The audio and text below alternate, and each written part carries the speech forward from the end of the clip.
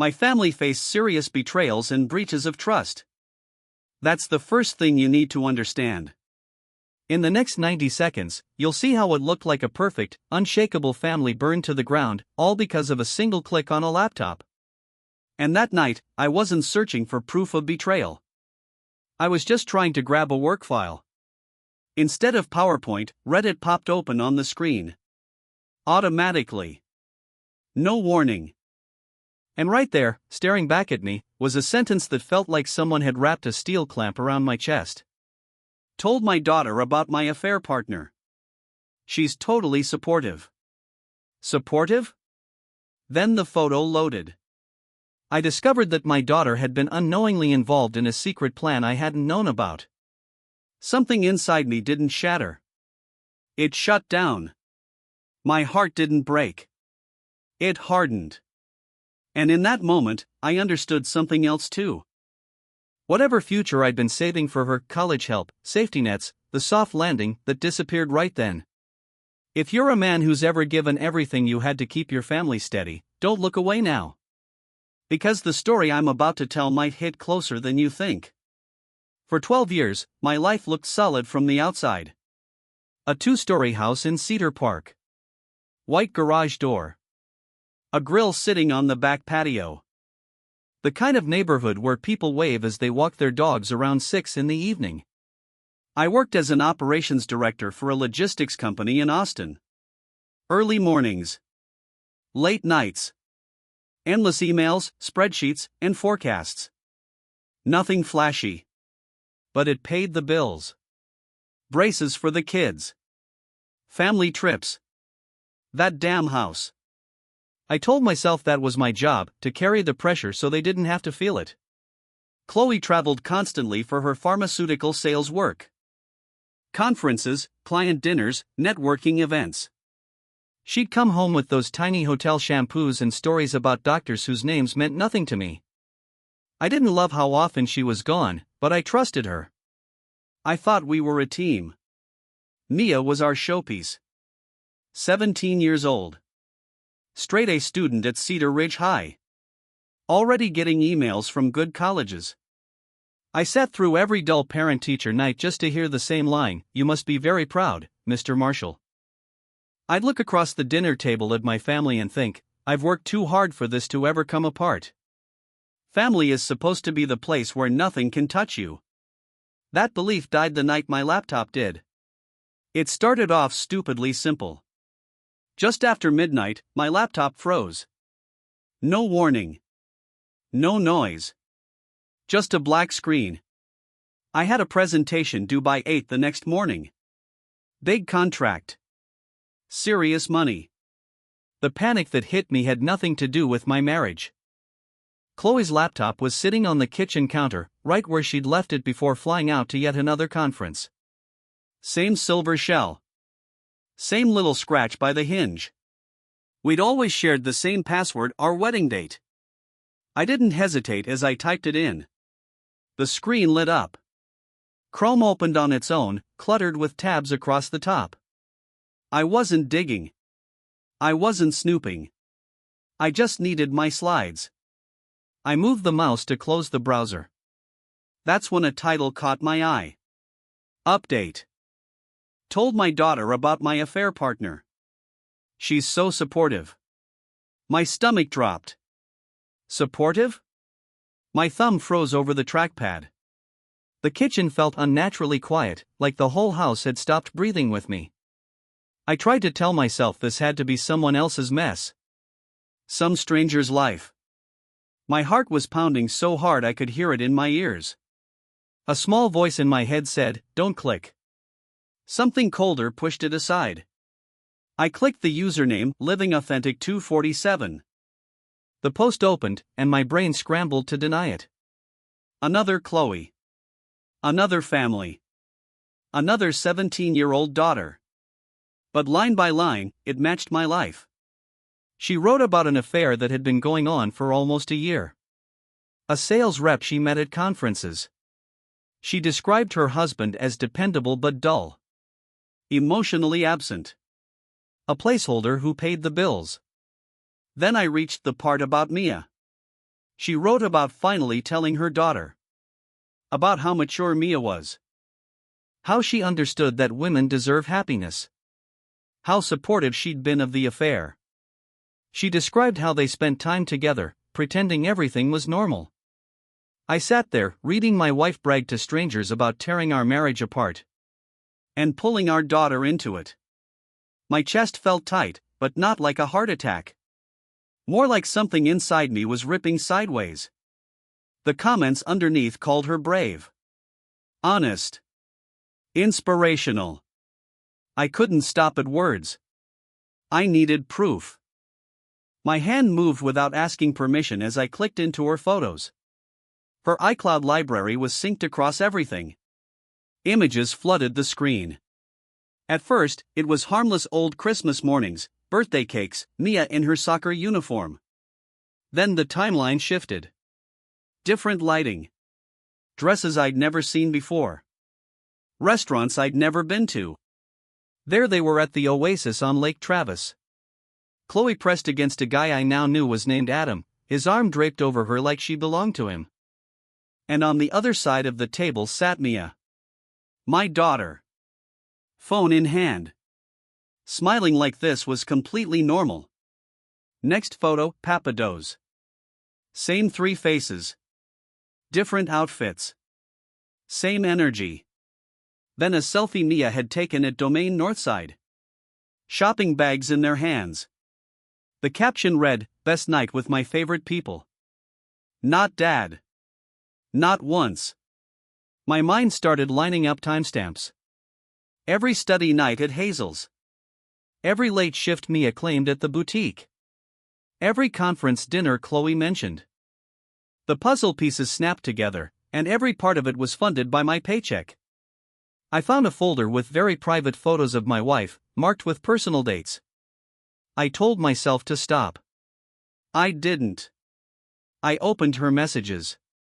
Curiosity is just a slower form of suicide. At the top was a pinned thread. Chloe and Mia. I tapped it. Another message from Mia followed. They were planning how to avoid detection and keep their meetings secret. Doormat. From my own daughter. More messages kept coming. Week after week. Text me when you're with Adam so I can distract him. I'll say I'm at Hazel's. He won't question it. He's clueless. Wear the black dress. He loves it. They weren't just hiding the affair. They were coordinating it. Running plays. Using a system. And I was the mark. Something in my head clicked off and locked into place. I stopped reacting like a betrayed husband and started thinking like a guy preparing evidence. Emotions went quiet. Focus took over. I grabbed a USB drive, slid it into the port, and began saving everything without rushing. The Reddit posts. The comments. The photos. Full screenshots of the thread from top to bottom. When that was done, I opened another browser window, logged into our online banking, and pulled transaction histories going back 9 months. If my paycheck had been underwriting their secret life, I wanted the numbers laid out in black and white. Here's the real truth most people don't want to hear: words are cheap. Money tells the story straight. The bank statements read like a weekly ritual. Every Thursday night, without fail. Expensive restaurants scattered across Austin. Steakhouses with dim lighting. Rooftop places where you dress up and book ahead. Not somewhere you grab a bite after a long day. The amounts were nearly identical. The locations clustered together. Same pattern, repeated again and again. Then came the side purchases. Lingerie shops. Designer boutiques at Domain Northside. Jewelry stores I'd never walked into in my life. None of it tied to holidays, birthdays, or anniversaries. Just dates that happened to fall on nights I was told she was working late and Mia was supposedly buried in homework at Hazel's. I pulled up Chloe's shared work calendar next. Her official conference schedule never fully matched the travel expenses. She'd leave earlier than necessary. Stay later than required. and somehow always land in hotels a tier above the ones booked for the event. After that, I checked our phone records. One number jumped out immediately. It appeared over and over, usually late at night. Long calls. Sometimes every night in a row. Area code, Dallas. I ran the number through a reverse lookup and paid the fee without blinking. The result came back fast. Adam Sinclair. Biocore Solutions. Dallas. Same industry as Chloe. Direct competition. At that point, something inside me went numb. Not angry. Not sad. Just empty and precise. The next morning, I approached it like an assignment, not a personal crisis. I printed every statement. Every card charge. Every hotel stay that didn't line up. I marked the Thursday dinners. Circled the suspicious lodging.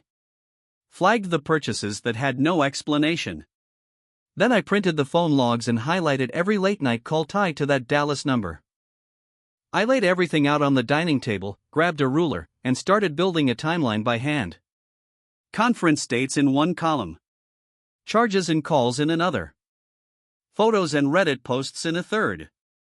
That Aspen strategy retreat she claimed was mandatory? The hotel's own website advertised it as a romantic ski getaway for couples. The timing matched Adam's brag-filled LinkedIn posts about being there. He wasn't even subtle. By the time I walked into a family law attorney's office, confusion wasn't part of the equation anymore. I wasn't asking questions. I was delivering a case file nearly 3 inches thick. He went through it carefully, page by page, stopping only to clarify a detail or two. When he finished, he leaned back and said, "This is airtight." Affair. Financial misuse. Coordinated deception. She has no leverage. That sentence flipped the balance of power completely. I left knowing I would never plead, negotiate, or explain myself again. Confrontations like this only work once. I wanted no escape routes, no separate stories, no time to regroup. I needed them together. Thursday afternoon, I texted Mia, "Come home right after your shift. Family dinner. We need to talk." No context. No emotion. Just enough to guarantee compliance. That night, I cooked. Nothing elaborate. Real food. Proper plates. Setting the table felt surreal, like recreating a version of our family that no longer existed. That was intentional. I wanted them relaxed before the drop. Chloe arrived first, keys clattering onto the counter like always. The moment she saw the table set, her expression tightened. She knew something was wrong. They always sense it. Mia came in later, guarded. Phone in her hand. Eyes already defensive. "What's this about?" she asked. I didn't respond. I sat down, opened Reddit on my phone, logged into Living Authentic 247, and placed its screen up between the plates. The room went still. Just the low hum of the refrigerator and the sound of breathing. I looked at both of them and said evenly, "So.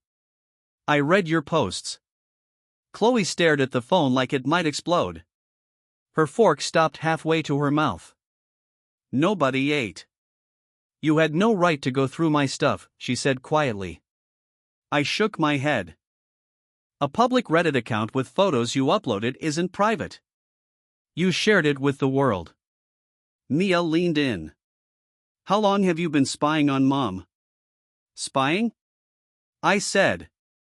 "You both documented everything yourselves." I just opened a browser. I turned the screen toward them and scrolled. Posts. Timelines. Confessions. Celebrations. And then the part about Mia being proud and supportive.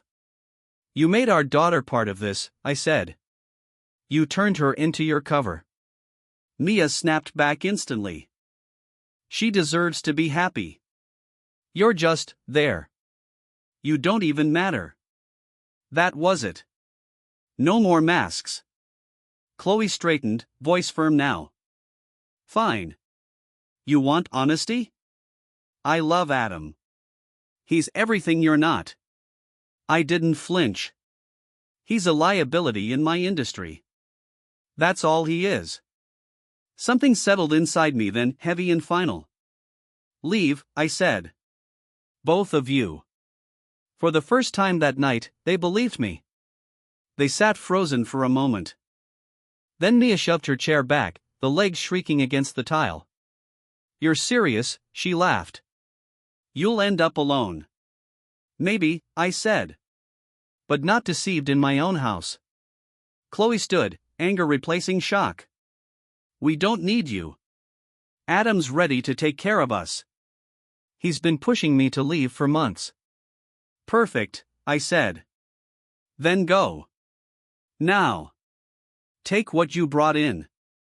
Mia grabbed her phone. You're pathetic. Mom finally chose happiness and you can't stand it.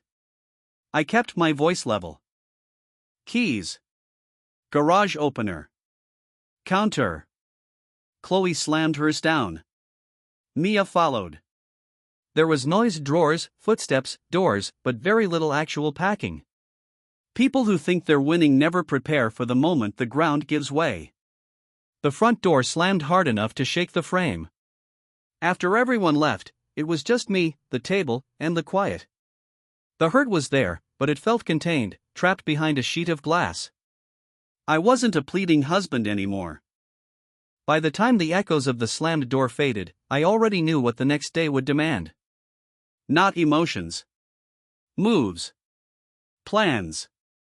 The next morning, I pulled up to the bank at 8:10 a.m., waiting for the doors to open.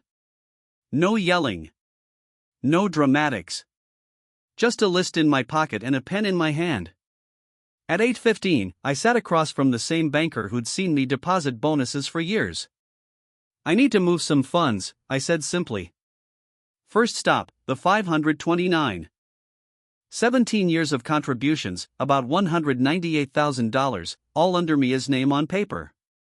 In reality, it was my money. My deposits. My signature. After taxes and penalties, it came down to roughly $170,000. Still enough to make a difference. Just not for them. Next, I pulled $37,000 from our joint savings, exactly the sum of my last 3 bonuses. The money they'd spent on dinners, hotel rooms, and gifts for Adam went straight into a brand new account, only in my name.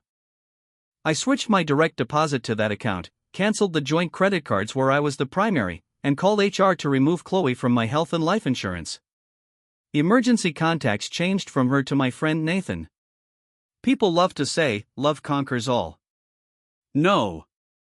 Money does. And I had just shut off every valve.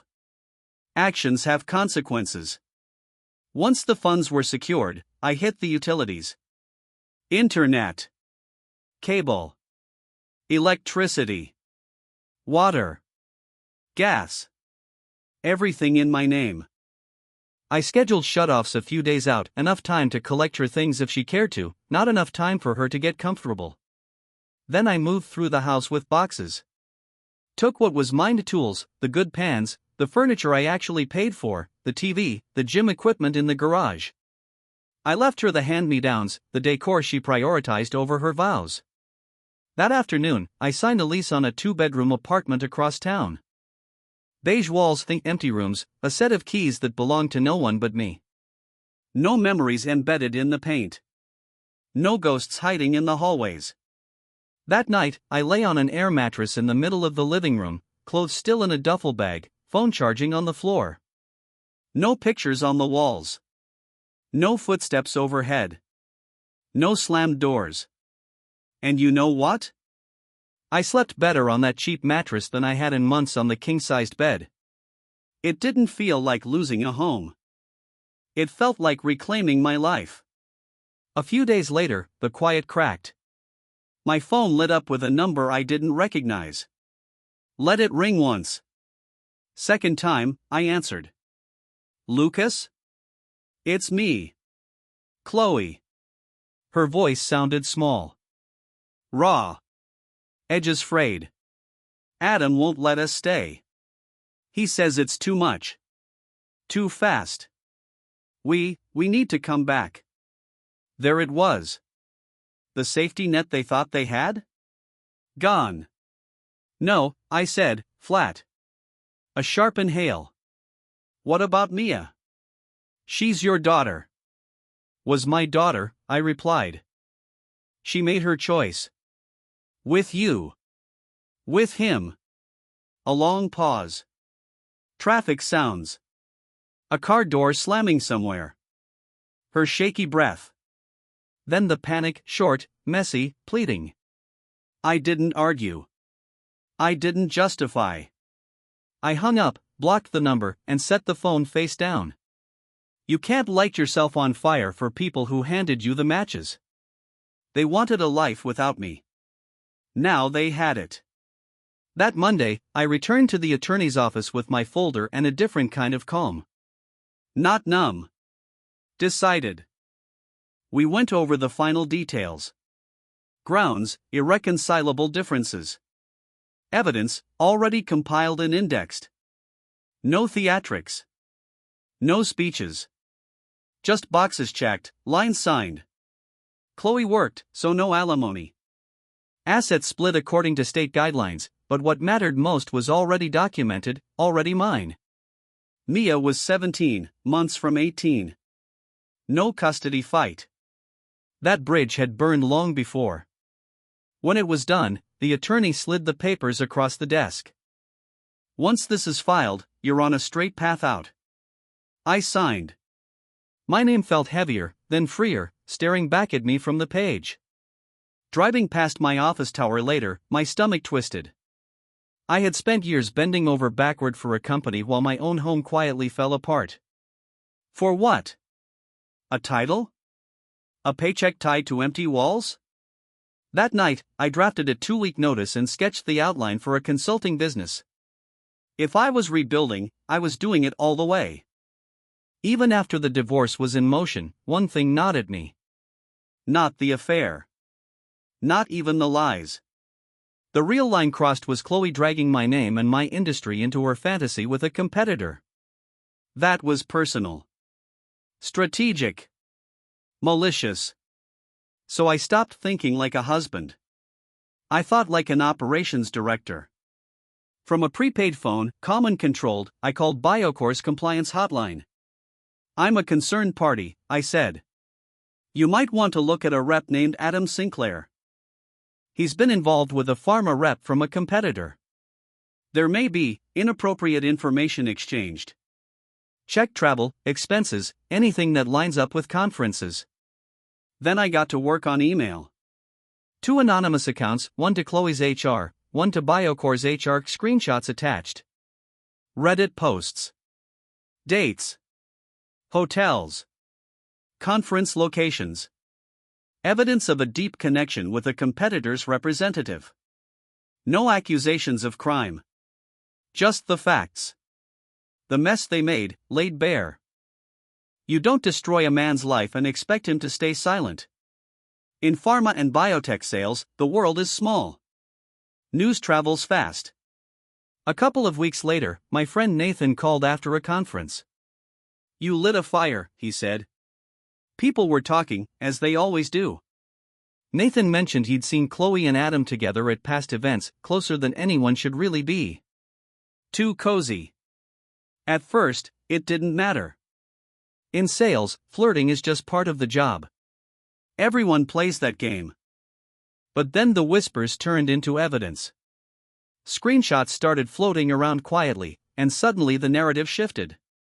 Clients began requesting new reps. Nobody wanted to touch accounts linked to a woman whose affair with a competitor was being dissected online. Adam's name got tangled up with terms like leaks, intel, and compliance review. HR at both companies had gone through their emails and expense reports like detectives. Trips billed as client development? No real clients on record. Hotel stays didn't match conference schedules. Dinner receipts lined up a little too perfectly with Chloe's online posts. In this line of work, perception often becomes truth before any investigation even finishes. Nathan lowered his voice when he told me Chloe had been summoned to a closed-door meeting, HR, her manager, and someone from legal. The walls she'd thought were protective suddenly wanted answers about her actions, and the people she was with. I didn't hear from Chloe herself. I heard it through the grapevine. That's how things work in this world. Nathan called again after a regional meeting. They're saying it's performance-related, he said. But everyone knew the truth, it was the scandal. First, a couple of her key accounts were reassigned. Then colleagues stopped including her on calls. The casual laughter that once greeted her in hallways went silent. In sales, being frozen out is the first sign the ship has decided it's done with you. Next came the email leaks from IT. Screenshots of her Reddit posts spread quietly. The same words she'd written for strangers were now sitting in her boss's file, tagged with her name. She got a performance improvement plan. On paper, a second chance. In reality, a ticking clock. Miss a target, show attitude, or slip once on numbers already stacked against you, and it's over. A week later, Nathan texted me. They walked her out today. Box in hand. No goodbye email.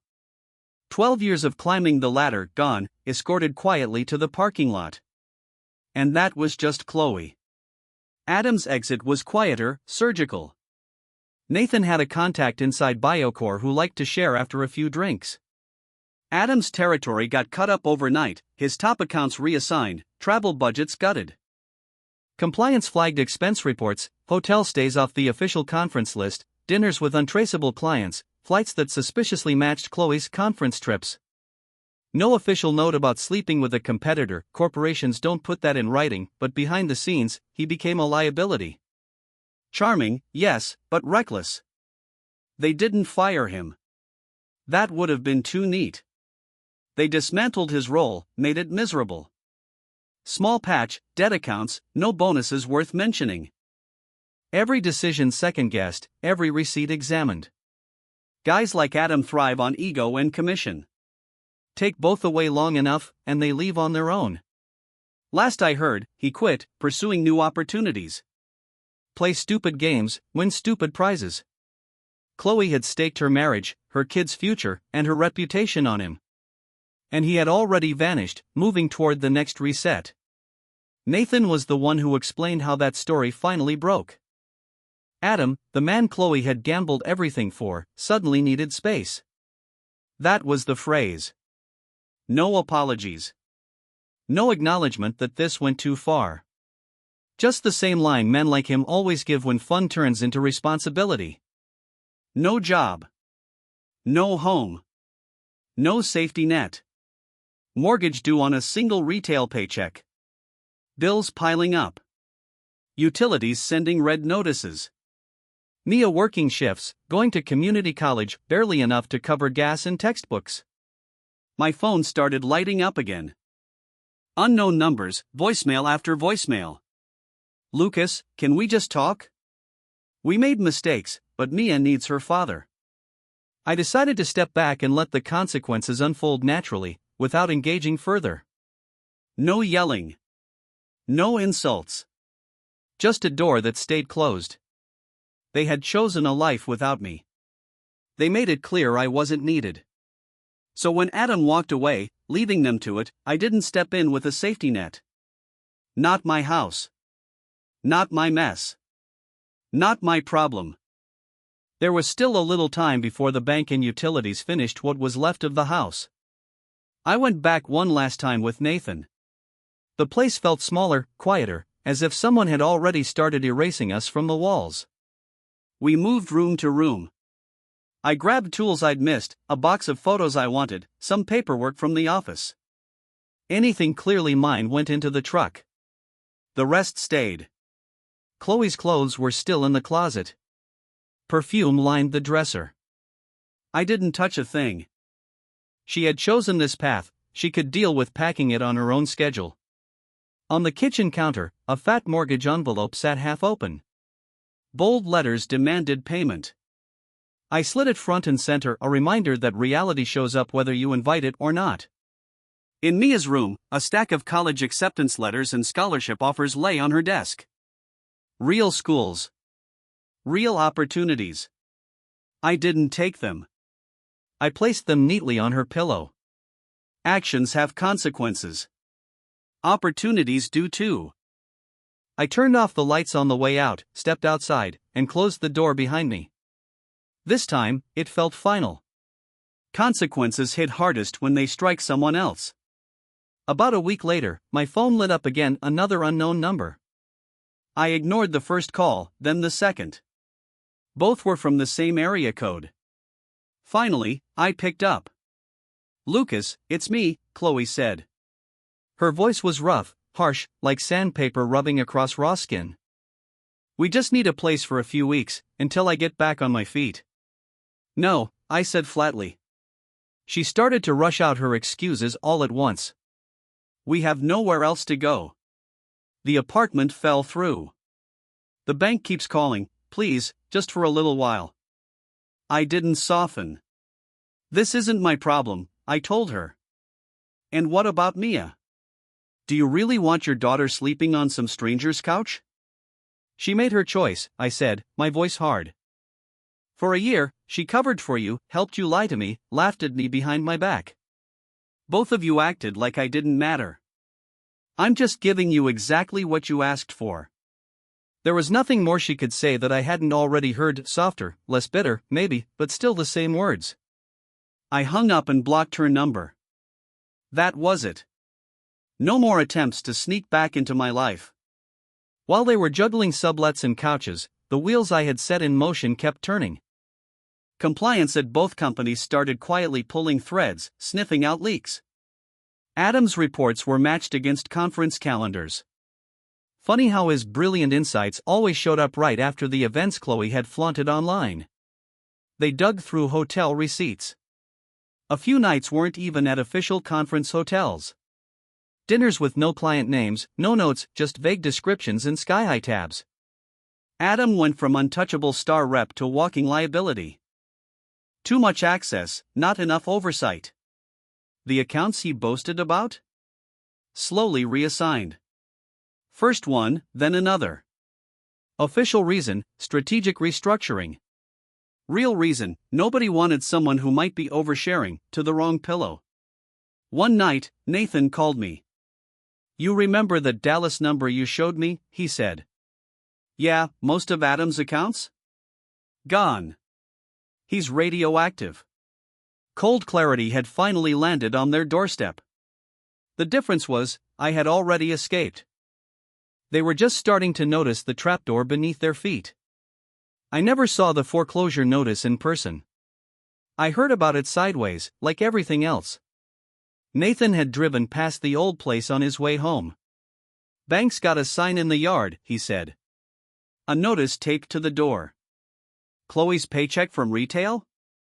Not enough. Mia working part-time while going to community college? It might have kept gas in the car, but it wasn't going to save a 3-bedroom in Cedar Park. Letters became warnings. Warnings became deadlines. And eventually, deadlines become action. That's the system. They moved into a cramped apartment across town, thin walls, no yard, the kind of place Chloe used to swear she'd never set foot in again. That house had been my finish line for years. It had been proof that working late, taking every call, missing every game, it all meant something. I thought it meant we were safe. Watching it vanish without me fighting felt oddly clean. The home I thought I'd built my life around had already died long before the bank finally took the deed. The paperwork just caught up. While their world shrank, mine quietly opened up. It got calmer. Better. Leaving the company had looked reckless on paper, steady paycheck, health insurance, a LinkedIn title that sounded impressive. Men my age cling to that stuff like a lifeline. But for years that place had drained every ounce of energy from me while my home life crumbled. Consulting was different. I chose my clients. I chose my hours. I got paid for solving problems, not sitting in meetings while someone else pretended to work. The money turned out better than I expected. Office politics vanished almost overnight. My days were full, but not frantic. I'd close the laptop at night, cook a simple dinner in my quiet apartment kitchen, and actually taste the food. No one walking past with suitcases. No teenagers slamming doors. No feeling invisible at my own table. For the first time in years, I could sit on the couch after work and actually feel settled. Peace didn't announce itself with fireworks. It came in small, ordinary moments that didn't hurt. That's when it hit me. I wasn't just surviving anymore. I was living. I wasn't looking for anyone. I went to a networking event at the Austin Convention Center for exactly 2 reasons: free coffee and potential clients. That was it. I was standing near the back, nursing a cup of bad coffee, when a woman muttered next to me, "Whoever brewed this hates people." I laughed before I could stop myself. That was Olivia Bennett. She worked for a nonprofit that put educational programs into underprivileged schools. Not sales, not pharma, completely outside my world. She'd been divorced for 3 years and had 1 daughter, Emma. We started talking, and for the first time in a long while, I remembered what it felt like to have a conversation with no agenda. She asked what I did, actually listened, then told me about her attempts to get robotics kits into low-income schools. No flirting, no performance, just 2 tired adults, standing by a terrible coffee urn, swapping stories about life. As the event wound down, a pause lingered. The kind of moment you either let slip away or step into. "Look," I said. "I know a few logistics angles that could help your program. Want to grab coffee this weekend and talk it through?" She smiled. "Yeah. I'd like that." It wasn't a rebound. It felt like the first page of a new chapter. A few weeks later, I had dinner at Olivia's place. Just the 3 of us. Nothing fancy: spaghetti, salad, a bottle of store-brand sauce on the counter. The kind of normal I hadn't realized I'd missed. Emma was 16. First thing she did when I walked in? She looked me in the eye, said, "Hi, Mr. Marshall. Nice to meet you," and held out her hand. No eye roll, no phone glued to her face. Just respect. That's all it was, and it nearly knocked me off balance. At dinner, Emma asked me what logistics consulting actually meant. When I explained, she didn't just nod politely, she asked questions that showed she was thinking, really thinking. No pretending, no angles. Then she told me about her high school robotics team, how she stayed late debugging code, how Olivia worked extra shifts just to get to competitions. When the plates were cleared, I found myself stacking them automatically. Emma was already at the sink, scrubbing dishes. "You cooked?" "We clean," she told her mom, like it was just what you do. There was no act in that kitchen. No fake laughs, no whispered complaints behind closed doors. Just ordinary, quiet life. And in that ordinary moment, I saw something simple and shocking. This was what a healthy family looked like. A teenager thanking her mom instead of rolling her eyes, a mother being present, a father who didn't feel invisible. 4 months after that terrible coffee and easy conversation with Olivia, the talk about what are we turned into boxes in a moving truck. Not rushed, not frantic, just the next right step. Olivia and I found a small, practical place for the 3 of us, 2 bedrooms for them, and a little office I could retreat to when I needed silence. The first weekend, Emma claimed her room and went to work. Posters went up, string lights, shelves for trophies and robot parts. Watching her make her space safe and hers, I realized I was doing the same on the inside. Dinner became a rhythm, not an event. Tuesdays meant pasta. Fridays were burgers or cheap tacos. Phones stayed off the table. People actually asked about each other's day and waited for the answer. Sometimes I'd just sit there, watching Olivia laugh about something silly at work, Emma rant about a coding bug, and feel this quiet, steady warmth in my chest. I wasn't a guest anymore. I belonged. One night, I caught myself saying, "Let's just eat at home." And it hit me, this was home. I'd taken my life back. The past didn't stay silent, of course. It never does. Nathan called one afternoon. "Want the unofficial update?" he asked. Chloe was folding clothes at a strip mall now, not flying around with a car allowance and travel perks. The shine had vanished. The industry had moved on.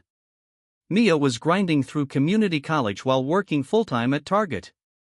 No dorms, no out-of-state dreams. Just fluorescent lights, name tags, and late-night classes. Adam had skipped town, sold his nice car, taken some low-level job in another state, trying to start over where no one knew his name. Nathan paused. You okay hearing this? I nodded. Yeah, I was. No rush of satisfaction, no temptation to swoop in, no fantasy of a speech or confrontation. I just listened, looked around my calm, steady apartment, and felt nothing pulling me backward. Not my circus, not my monkeys. The old story still limped along, but I left it where it belonged. I thought that chapter was done. Then, one Friday night, around 9, there was a knock at the door. Not sharp, not confident, soft, hesitant. I opened it. Mia stood there. Smaller, thinner, hair tied back, dark circles under her eyes. Community college backpack slung over one shoulder, Target name tag still clipped to her shirt. Dad, she said, voice trembling. I'm sorry. Something twisted in my chest.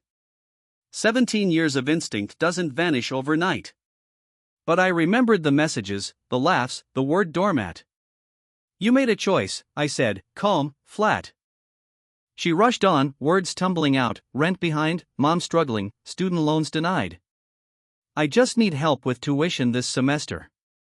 Just this once. Please. I'm trying. Olivia was behind me now, quiet, hand on my shoulder. No pressure. Just presence. I looked Mia in the eye. I'm not paying. You helped burn that bridge. You don't get to walk back over it because the ground is hot. Her face crumpled. The old me would have melted right there. Not this time. Anger replaced the apology. So that's it, she snapped. You just replaced us? No, I said. I moved on. Her gaze drifted past me, taking in the apartment, Olivia in the background, the kitchen, the table, 2 plates drying on the rack. A life that didn't include her. I'm your daughter, she said, like it was a contract. I'm your blood. Blood isn't everything, I replied. Respect is. Loyalty is. You had both, and you traded them for a front row seat to your mom's affair. You called me a loser. A doormat. You told me you didn't need me. This, I gestured between us, this is what not needing me looks like. Her eyes filled, then hardened. You're cruel. No, I said. I'm done.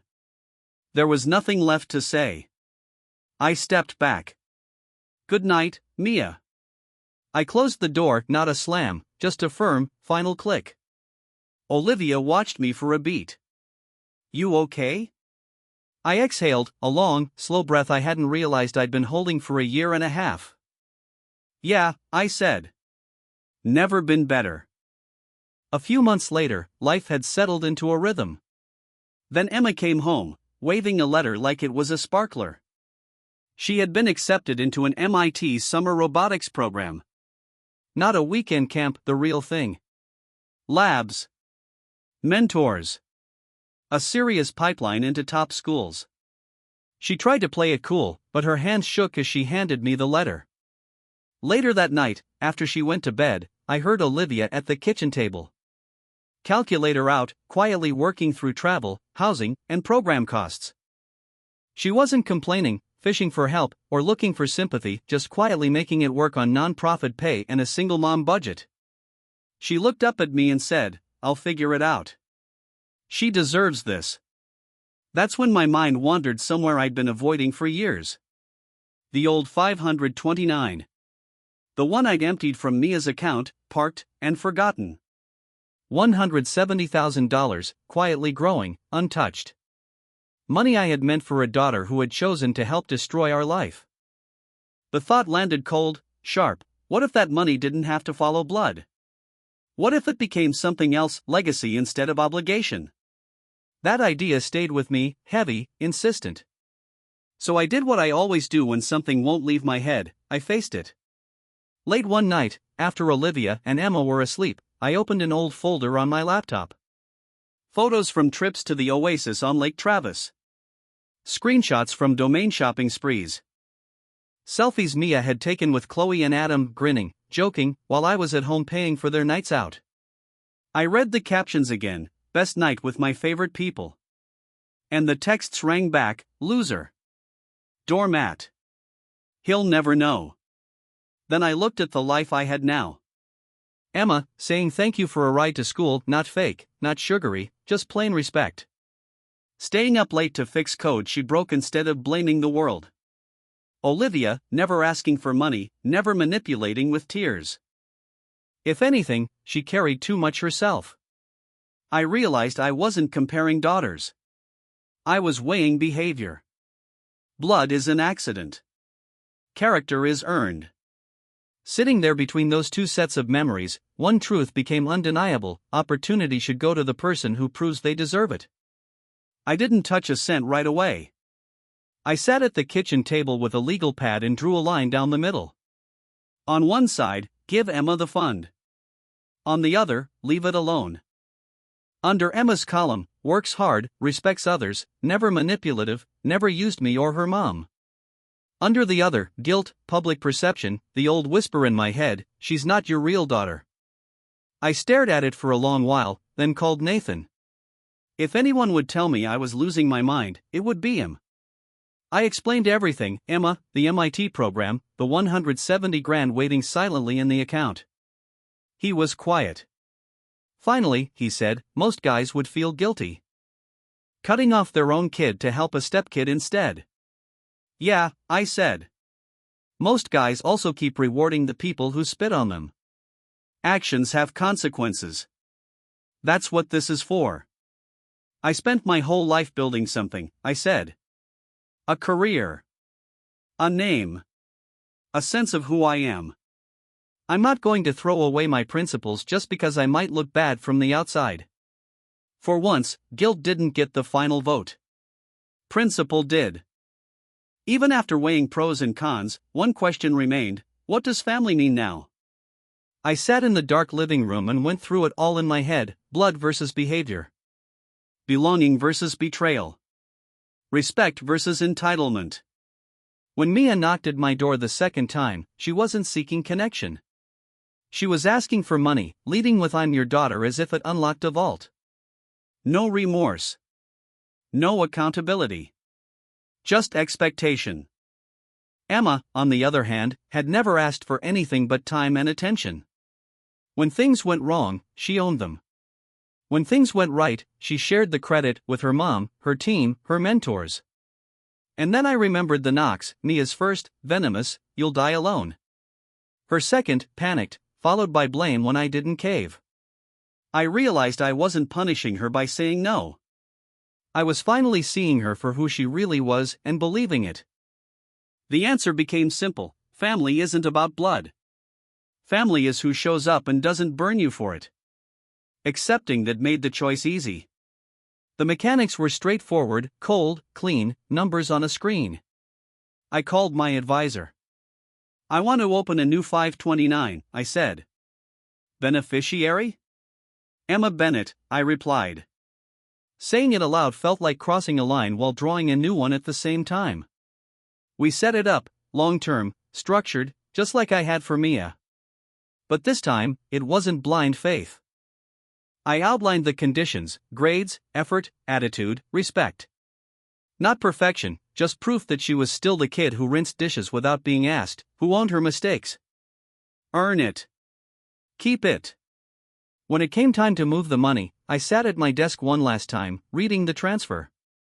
17 years of sacrifice, betrayal, and clarity distilled into one action. I clicked confirm. Blood no longer dictated my legacy. I didn't want Olivia to find out by accident. So one night, after dinner, when Emma had gone to her room to study, I poured 2 cups of coffee and sat down with her. I told her everything: the original 529, how I built it for Mia from the day she was born, how I liquidated it when I kicked Chloe and her out, and how it had been sitting quietly ever since. Then I told her about the new account, hers. Not a handout, not a prize, but a commitment based on who she had shown herself to be, her work ethic, her respect, her kindness, the way she treats people. Olivia's eyes filled, but she didn't argue or protest. She just shook her head quietly. "I never expected that, from you, or from anyone," she said. "This is our new chapter," I said. "Our rules. Our family." She stepped forward and wrapped her arms around me in that small, warm kitchen. And for the first time, I felt like it was real. Earned. Not forced, not borrowed. A couple of nights later, after Olivia had gone to bed, we sat Emma down at the table. Dinner plates pushed aside, just a couple of water glasses, and a knot of nerves sitting heavy in my chest. "I want to talk to you about college," I said. Her eyes narrowed slightly, like she was bracing for bad news. I told her about the fund. Not the ugly history, not the drama, just the facts. Money I had been saving for a daughter for years, now hers. Not a gift, not a handout, but an investment in the person she had already proven herself to be. Then I laid out the conditions: keep your grades up, stay committed to robotics, volunteer somewhere so you never forget where you came from. Treat others and yourself with respect. She was quiet for a beat. Then, steady and calm, she said, "I'll earn every dollar. No drama. No, I deserve it." That's it. We celebrated that night in the simplest way possible. Store-bought cake, cheap sparkling cider, paper plates that bent under the frosting. Halfway through, she wiped her eyes and said, "Thank you, sir," her voice trembling. And in that moment, peace finally felt earned, not borrowed. Not long after, the past tried to slip back in one last time. I was clearing the table after another ordinary dinner, Olivia laughing at some story, Emma debating a robot design, when my phone buzzed. Unknown number. I almost ignored it. But curiosity won. The message was short: "Can we talk?" Just one chance to explain. Please. No name. None was needed. Some voices carry even through text. A year and a half ago, that message would have ripped me open. Tonight, it barely registered. Just a reminder of how far I'd come. I didn't reply. I didn't block it for drama's sake. I just set the phone face down and went back to the table. Olivia was mid-story, Emma arguing over circuits and sensors. My chair was waiting, food warm, conversation alive. I sat down, picked up my fork, and joined them. I wasn't angry. I was finished. Here's the truth: I lost a wife and a daughter with one click. I watched my house slip away, my old life burn. For a long time, I thought that made me a failure as a husband, as a father. But it's simpler than that. Colder, too. Blood doesn't erase consequences. Family isn't a title you earn by accident of birth. Family is what you do every day, when no one is watching. Chloe chose drama over loyalty. Nia chose betrayal over respect. Emma and Olivia chose to show up, to build, to stand beside me without ever taking advantage. Respect comes before DNA. Legacy is bigger than guilt. Legacy beats drama. Every single time. So here's my question to you, man to man: if you were in my shoes, who should that college fund truly belong to? The daughter who helped set the fire? Or the girl who helped me build a new home from the ashes? Call it Option 1 or Option 2. Drop it in the comments. Subscribe if you want more stories like this. And tell me, what does family mean to you now?